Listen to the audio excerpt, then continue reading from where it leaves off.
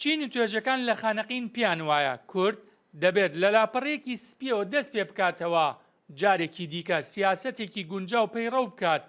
دوورکەوێتەوە لە هەموو بەرژەوەندیەکی تایبەت و دەمارگیریەک کە لە ڕابردوودا بە شێوەیەک لە شێوەکان پەیڕەوی کردبوو بە تایبەتی لە ئێستادا دەبێت لەگەڵ بەغدایە دانوستان بکات جیاواز لە ڕابردوو جەختیش لەوە دەکەنەوە لەمەوە بەدووە لە هەر دانوستانێک دەبێت نوێنەری ناوچە دابڕێنراوەکانی تێدا بێت ڕۆڵی کاریگەریش ببینێت. لە قۆناغەدا کورد پێویستی بە حوار هەیە لەگەڵ حکوومەتی ناوەندا بەڵام بەمەرکێک نوێنەرانی ناوچە دابڕاوەکان ئامادەیەم حوارانە بن بۆ کورد هەندێ مورونەی هەبێ لە داواکارەکانی بەڵام نەبامانای تەنازوکردن لەسەر مافەڕەوەکانی خەڵک دوور بکەونەوە لە تەعانوتێکی سیاسی لە شەخسنەی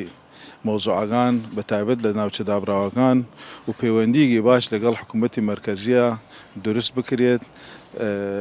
دوور لە ئەوەی سیاسەتی ڕابردوو کە شکستی هێنا بە گشت و زەرەدمەندی یەکەم لەوەی ناوچە دابراوەکان بوو ئەمجا لێرەوە داواکارم لە برادرانی خۆمان هەماهەنگیەکی جوان لەگەڵ مەرکەزە دەست پێ بکات لەبەر ئەوەی تاکو ئێمە وەکو ملەتەکەمان لە ناوچە دابراوەکان دیتر ڕوبەڕووی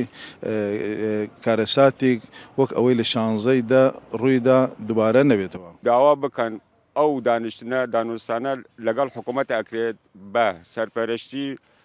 نەتەوە یەکگرتوەکان بێ باشترە چونکە ئەوان داوا دەکەن لەگەڵ ئەمریکا و ئەو هەموو وڵاتانێک کە دۆستمانن و دۆستی حکوومەتی بەغداشن داواکەن بەیەکەوە دانیشن و کێشەکان چارەسەر بکەن بە پێی دستور ئەوە لە هەمووی باشترە ڕێک بکەون لە ناوخۆیانە ئینجا بە وەفدێکی بەهێز بشنە بەغا دانیشن بە پێی دستور ئەو هەموو کێشە چارەسەر بکرێت. لە ئێستادا حەکیمترین کار کە بۆ بەرژەوەندی گەل و نیشتیمان بێ ڕێکەوتن و ڕێخستنەوەی نێوماڵی کوردیە. بێستون سەلام، کورسات نیوز، خانەقین.